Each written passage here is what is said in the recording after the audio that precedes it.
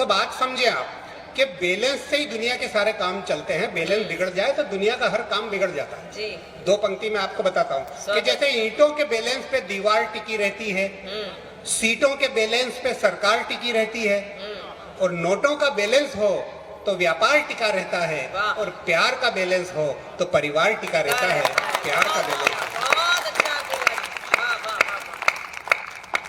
तो मैं बता रहा था पत्नी बेचारी मेरी बहुत अच्छी है, मेरी चिंता करती है और करना भी चाहिए। देखो आखिर मैं उसका पति हूँ, हाँ कैसा भी हूँ तो क्या हो गया कैसा भी हो। नहीं, उसकी मांग का सिंदूर हूँ मैं, हालांकि चुटकी भर हूँ। और इसमें हंसने की क्या बात है, देखो सिंदूर तो चुटकी भर ही काम में आता है। किसी को ज्यादा सिंदूर मिल जाए तो ऐसा थोड़ी कि मुट्ठा भर भर के माथे पे लगा। तो जितना भी ज्यादा दिख रहा है ये सब वेस्टेज है। सिंदूर इतना सा ही उपयोग में आता है भाई साहब, और नारी जब इतना सा सिंदूर उपयोग करती है तो उसमें कितना परिवर्तन आ जाता है। देखिए आप, उसकी नारीत्व की गरिमा बढ़ जाती है, उसके सौंदर्य में निखार आ जाता है। पर नारी एक जगह और सिंदूर का उपयोग करती है। अगर बात आप तक पहुंच जाए तो आपका भी प्यार मुझे मिले कि चुटकी भर सिंदूर की लाली सुहागन के मुखड़े का नूर बढ़ा देती है। चुटकी भर सिंदूर की लाली सुहागन के मुखड़े का नूर बढ़ा देती है, पर वो अमर सुहागन हो जाती है जो भारत माँ पर अपना सिंदूर चढ़ा देती है। भारत माँ पर। मैं ऐसी छोटी छोटी पर बहुत काम की बातें करता हूँ भाई साहब, पर लोग तो मेरे को देख के ऐसा समझते हैं जैसे मैं किसी काम का ही नहीं। मैं आज जैसे ही आया, पीयूष जी गुप्ता ने मेरी बहुत खातिरदारी की। साहब थोड़ी थोड़ी देर में कुछ न कुछ खाने पीने का लेके आ जाए। वो बोले ये खाओ वो खाओ, आप दूध पी लो। अरे मैंने कहा नहीं चाहिए। बोला नहीं नहीं आप खाओ। मैं उनकी मेहमान नवाजी का कायल हो गया। मैंने कहा कितना इनका भाव है। वो तो बाद में देखा, इन्हें कमरे के बाहर अपने मित्र से बात कर रहे थे कि यार इसको खिलाओ पिलाओ ताकि ये इसमें थोड़ी जान आ जाए तो शाम को अपने कार्यक्रम में काम आ जाए। ये तो कहीं ऐसा नहीं कि कार्यक्रम से पहले ही काम में आ जाए। लोग मेरे को देख के ऐसा ऐसा अनुमान लगाते हैं, मेरे को बहुत बुरा लगता है।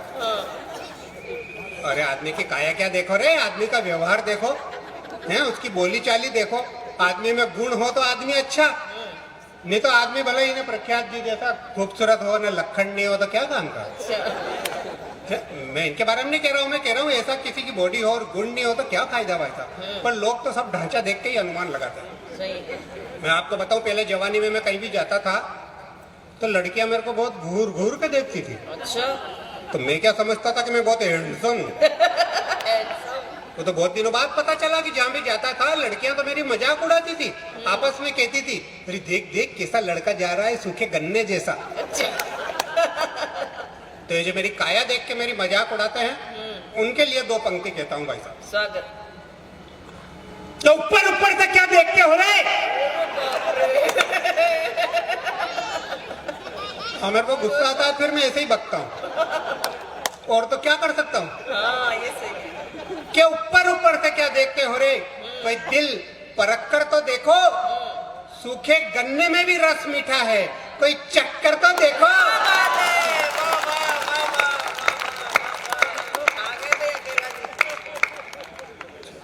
तब तू पास हो गया। अच्छा शुरू मैंने भी कविता लिखने का जब मेरा मूड बना तो मैंने कहा कौन से रस की कवि बनना चाहिए। तो ये कीर्ति जी बहुत विद्वान, इनसे पूछा। इन्होंने कहा अकेला जी कवि बनना है तो वीर रस के बनो। वीर रस के कवि की बहुत मान सम्मान होता है साहब, खूब तालियां बजती है। देखो अभी कितनी बजी। मैंने कहा कीर्ति जी जहाँ तक मैं जानता हूँ वीर रस की कविता में तो क्या जोश खरोश की बातें करना पड़ती है, उखाड़ दो पछाड़ दो फाड़ दो ना। मैं ऐसी जोश खरोश की बात करूं तो सबसे पहले जोश मेरे को ही आता है ना भाई साहब। मेरे को तो जरा सा भी जोश आ जाए फिर मेरी बॉडी कंट्रोल में नहीं रहती है। बॉडी। हाँ वो एक तो पतले वायर में क्या है करंट बहुत जल्दी आता है और ज्यादा भी आता है। तो पतले वायर में एकदम ज्यादा करंट आ जाए तो फाल्ट हो जाए कि नहीं। तो इन्होंने समझाया अरे डरने की बात नहीं है, वीर रस की कविता में केवल दो बातों का ध्यान रखो। मैंने कहा क्या? एक तो एक कोई भी बात बोलो खूब जोर से बोलो, जितनी जोर से बोलोगे बात उतनी जोरदार हो जाएगी। मैंने कहा हाँ यार वीर रस के कवि भी करते तो ऐसा ही है, साधारण सी बात भी होगी तो भी चिल्ला के बोलेंगे। मैं पानी पी रहा था।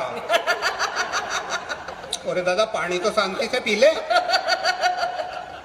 और ये इनकी स्टाइल होती है। मैंने कहा ठीक है, मैं भी कोशिश करूंगा। इन्होंने कहा दूसरी बात ये है कि अपनी कविता में वीर पुरुषों का जिक्र करो, उनका नाम सुनते ही लोगों को जोश आ जाता है। तो मैंने इनकी बात मान के एक जगह पहुंचा, वीर रस की एक कविता बनाई। मैंने शहीद भगत सिंह पे कविता सुनाई, उनके नाम पे भी लोगों को बहुत जोश आता है।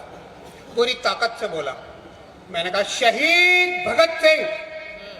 यहाँ से वहां तक सब चुप हो गए। मैंने कहा हाँ यार, जोर से बोलने का असर तो पड़ा। मैंने बात आगे बढ़ाई, मैंने कहा शहीद भगत सिंह ने मुंह खोला। चित्ते में एक श्रोता बोला, क्यों जी वो शहीद है तो फिर मुंह कैसे खोला? क्या बात है। बहुत अच्छा, बहुत अच्छा, बहुत अच्छा। है ना, जोश आ जाता है, फिर मेरे को सूझ संपट नहीं रहती है। शुरू में ही गलती हो गई। उस दिन से भाई साहब मैंने तो ये कविता वीर रस में लिखना ही बंद कर दिया।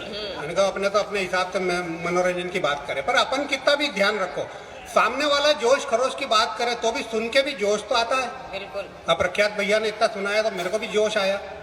वो कच्चे पापड़ को आप आज बताओ तो वो तो बांका टेढ़ा होता है कि नहीं होता है? वाह वाह वाह वाह, क्या कच्चा पापड़ है।